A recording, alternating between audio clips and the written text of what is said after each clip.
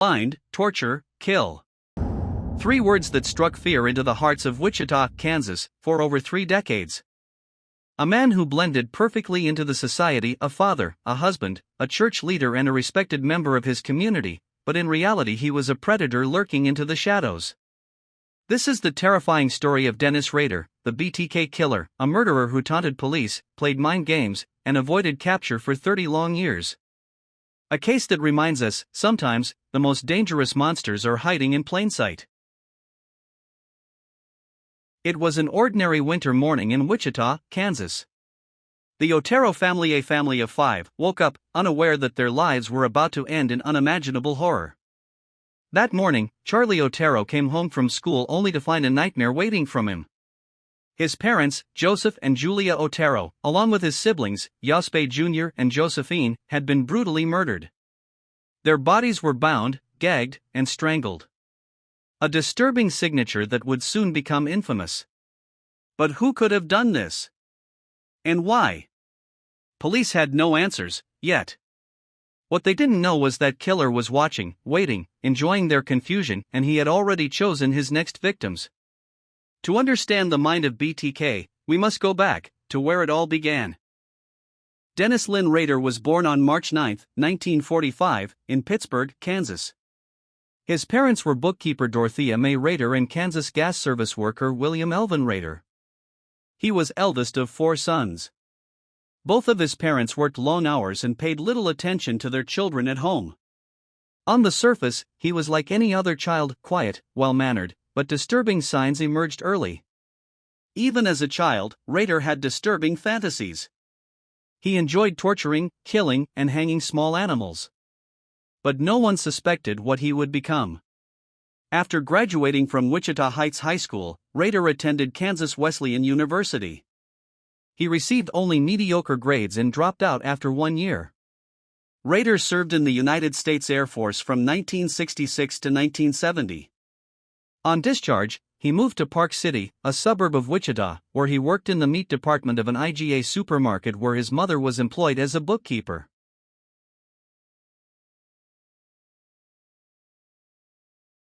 Rader married Paula Dietz on May 22, 1971. They had 2 children, Carrie and Brian. He attended Butler County Community College in El Dorado, earning an associate degree in electronics engineering in 1973. In January 15, 1974, Rader committed his first known murders. The Otero family. The victims were Joseph Otero Sr., Julia Maria Otero, Joseph Otero II and Josephine Otero.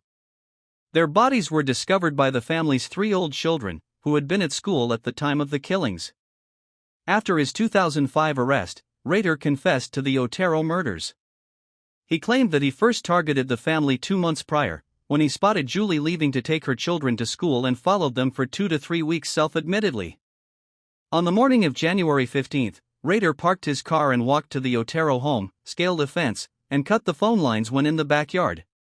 It is during this that he dropped a knife in the backyard, which he called Maine, Big Knife. It was after this that Joseph Jr. let the dog out the back door to the backyard, and Rader confronted him and forced his way into the home at gunpoint. Initially, the family thought he was pulling a prank, with Rader stating that Joseph Otero Sr. had said, "Is this a joke or something? My brother-in-law put you up to this." Rader asserted that it wasn't a joke and clarified that he had a .22 hollow point pistol. Rader told the Otero family that he was a wanted man in California before he ordered them to lie on the living room floor at gunpoint. Then, he led the family into a bedroom and bound them with rope he had prepared ahead of time. Joseph and Joey were on the floor, while Julie and Josie were on the bed. The wrists and feet of Joseph and Julie were restrained. It was during this point that the family began complaining of circulation issues. Joseph Otero Sr. complained of a cracked rib, so Rader put a pillow underneath for him. Around this time, Rader made the decision to kill them. Rader suffocated Joseph with plastic bags and ropes, replacing one when Joseph chewed through it.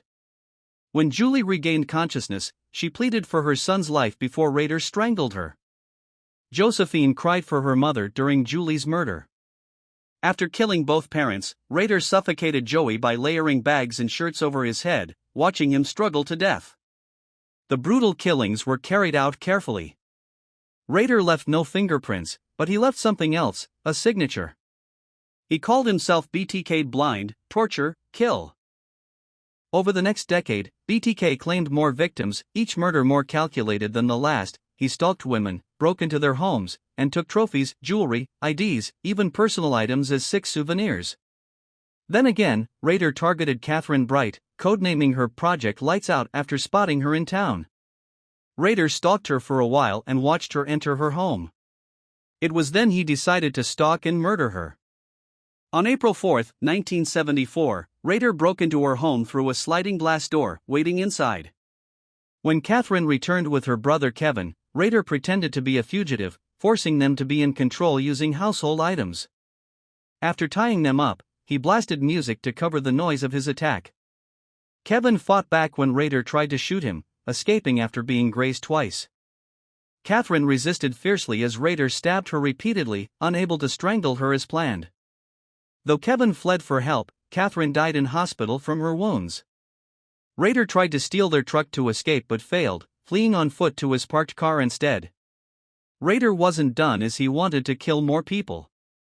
On March 17, 1977, Rader had a plan to murder, but that specific planned victim wasn't home. He was frustrated by this and decided to find a random person to kill instead. While searching for a victim, Rader encountered Shirley's son, Steve, on the street. He showed Steve a photo of his own wife and daughter, pretending to be a detective asking if they lived nearby. Steve lied, claiming the women were his family, and Rader followed him back to Shirley's house. Rader confronted Shirley with the same photo, then pulled a gun, forced his way inside, and announced a robbery. He tried tying up Shirley's 3 kids but settled on locking them in a bathroom with toys and threats. He warned the children he'd shoot them if they tried escaping, leaving them terrified but unharmed. He took Shirley to a bedroom, where she vomited before being handcuffed to a bedpost. Rader strangled her with a rope and plastic bag, pausing to give her water as she begged between bouts of illness. Her kids screamed and banged on the door, unaware their mother was being killed. Rader considered killing the children but fled when the phone rang and the eldest yelled someone was coming soon. Panicked by the potential interruption, he abandoned his plan and escaped the house. For a while, Rader kept quiet, but he had no self-control. Then Rader targeted Nancy Fox, dubbing her Project Foxhunt, and stalked her before breaking into her home on December 8, 1977. After finding her absent, he entered through a back window and waited. When Nancy returned, she screamed at him to leave, but Rader cut her phone lines and revealed his intent to restrain, photograph, and rape her. He allowed her to smoke a cigarette and use the bathroom, blocking the door to prevent escape. He ordered her to exit partially undressed and mocked her with invasive questions about her sex life. Despite her protests, he handcuffed her, insisting it was part of his deal. Rader climbed atop her, looping his belt around her neck and alternating pressure to toy with her consciousness. He then strangled her in serious mind, whispering that he was the BTK Killer and calling himself a bad guy. Nancy fought back violently, grabbing his genitals in a desperate attempt to stop him.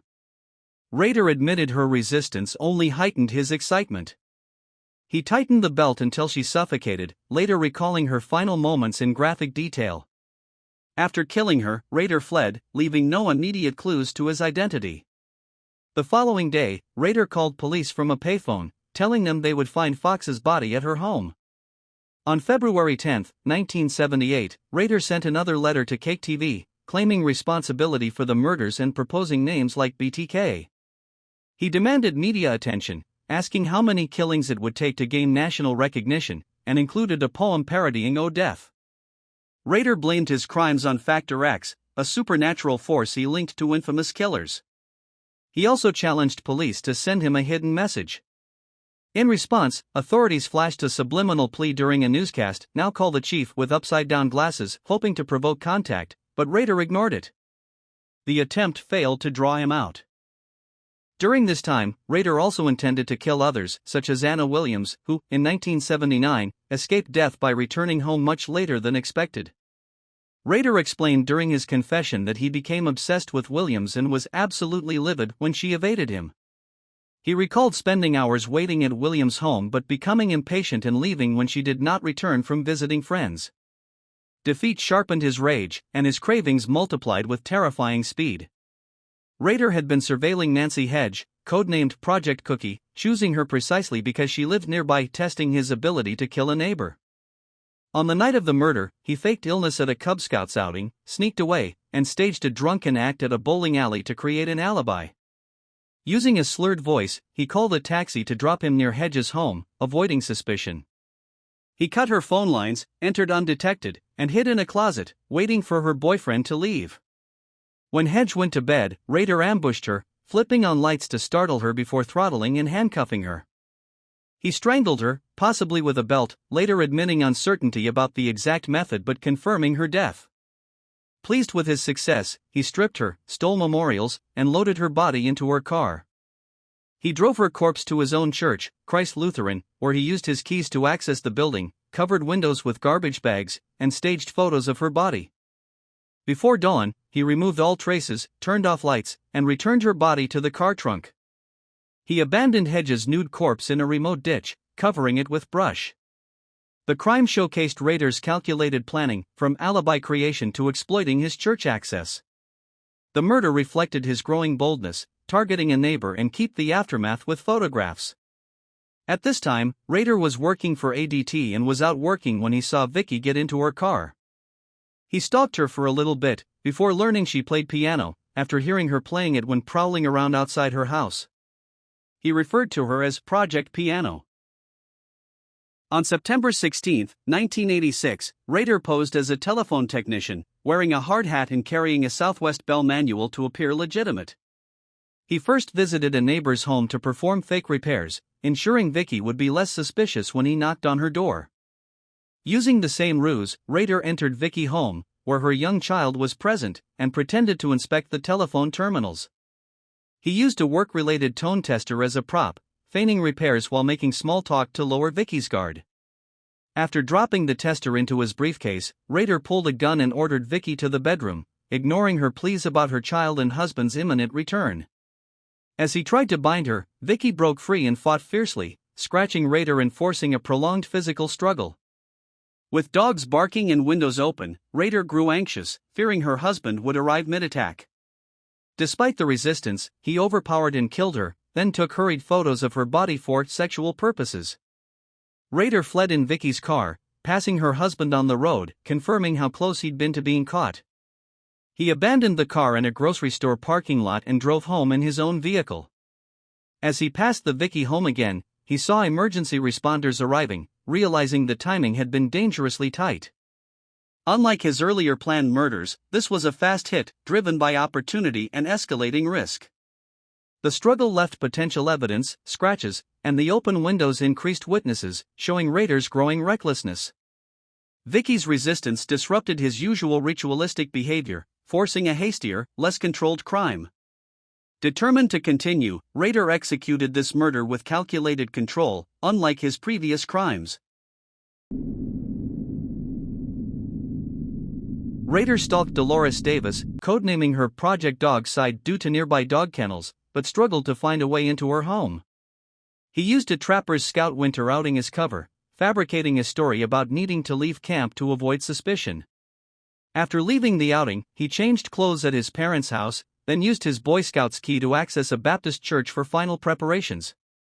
Braving freezing temperatures, he crossed wheat fields and a cemetery to reach Davis's home, opting to smash a window due to the cold. Around 10:30 to 11 p.m., he threw a concrete block through her sliding glass door after confirming she was asleep. Davis initially thought a car had hit her house. Rader lied, claiming to be a fugitive needing her car and house. When Davis resisted, he threatened her with weapons, forcing compliance. After tying her with pantyhose, he strangled her as she begged for her life. He planned to photograph her body but fled when she falsely claimed someone was coming soon. He dragged her to her car's trunk, drove to KDOT Lake, and dumped her in bushes.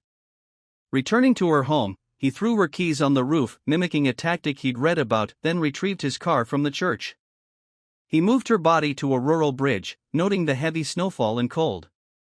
Skipping photos due to his scout camp alibi, he rushed back to avoid detection. Davis's body was found on February 1, 1991, by a teenager whose dog sniffed out the remains under the bridge. The crime highlighted Rader's adaptability, using harsh weather and lies to mask his actions while maintaining control. Dennis Rader wanted attention from the police, so he tried to gain it by doing the following things.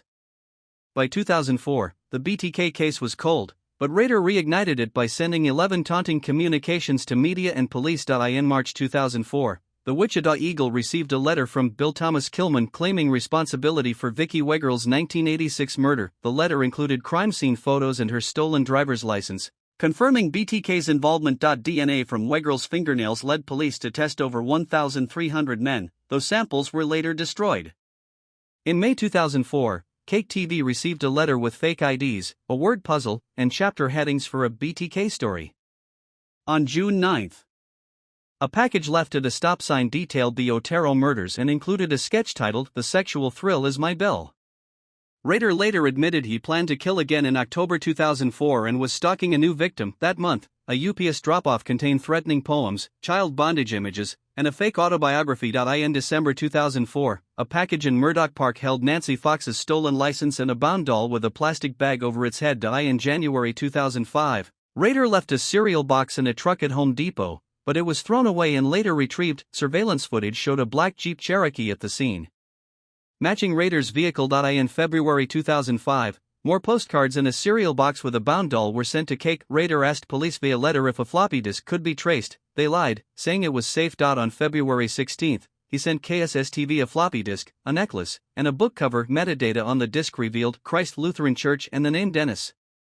Online searches linked Dennis Rader to the church, and his black Jeep matched the Home Depot footage. Police obtained a warrant for his daughter's pap smear, finding a familial DNA match to Wegerle's evidence. This confirmed Rader's relation to the killer, leading to his arrest. Rader's arrogance and reliance on outdated technology, floppy disks, ultimately led to his downfall. His communications provided crucial evidence, including DNA and digital traces. The case highlights how criminals' mistakes and technological overconfidence aid investigations. Rader's capture ended a 31-year reign of terror, bringing closure to victims' families.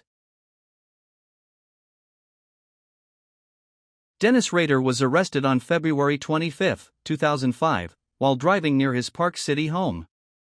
When asked if he knew why he was being taken downtown, he replied, "Oh, I have suspicions why." Authorities searched his home, vehicle, church office, and local library, seizing evidence like computers, pantyhose, and a container. The next day, Wichita's police chief confirmed, the bottom line, BTK is arrested. During questioning, Rader repeatedly asked about the death penalty and his potential sentence. He also expressed concern about jail conditions, asking if he'd be placed in a special section or thrown in with a bunch of the loonies. His arrest ended a decades-long manhunt, bringing justice to his victims and their families. Rader's apprehension came after his own mistakes, particularly the traced floppy disk, led investigators directly to him.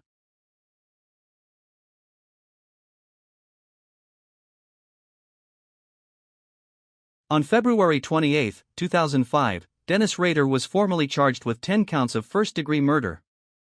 Rumors surfaced that he had confessed to additional killings, but prosecutors neither confirmed nor denied this. By March 5, sources confirmed Rader had only admitted to the 10 murders he was charged with.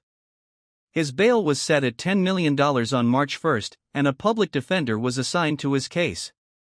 At his May 3 arraignment, Rader remained silent, prompting the judge to enter not guilty pleas for him. On June 27, he unexpectedly changed his plea to guilty and described the murders in chilling detail without expressing remorse. During his August 18 sentencing, victims' families delivered emotional statements before Rader spoke. His bizarre 30-minute apology was criticized as insincere, resembling a self-centered speech rather than genuine remorse. Experts later suggested his monologue revealed a psychopath's inability to grasp emotional language. He received 10 consecutive life sentences, totaling at least 175 years, as Kansas had no death penalty for his crimes. The next day, he was transferred to El Dorado Correctional Facility to serve his sentence. Rader's guilty plea and sentencing brought closure to one of America's most notorious serial killer cases.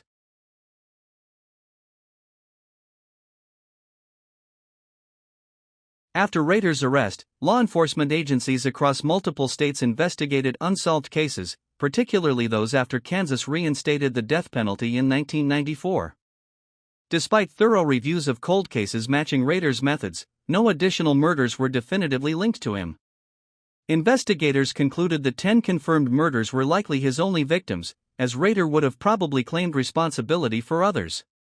Police believe Rader stalked and researched numerous potential victims beyond those he killed. One intended target was spared when Rader aborted his attack due to construction crews near the victim's home. During interrogations, Rader hinted at other potential victims, stating, "There are a lot of lucky people." This suggests he had planned or considered attacks on others but never followed through. While his confirmed killings stopped at 10, his predatory behavior extended far beyond those crimes. These are the people Rader murdered or attempted to murder. The BTK case serves as a haunting reminder: monsters don't always hide in the dark. Sometimes, they sit next to you at church, wave to you in the neighborhood, or live just across the street. If you found this documentary chilling, don't forget to like, subscribe, and hit the bell for more true crime stories. Stay vigilant, because monsters don't always look the part.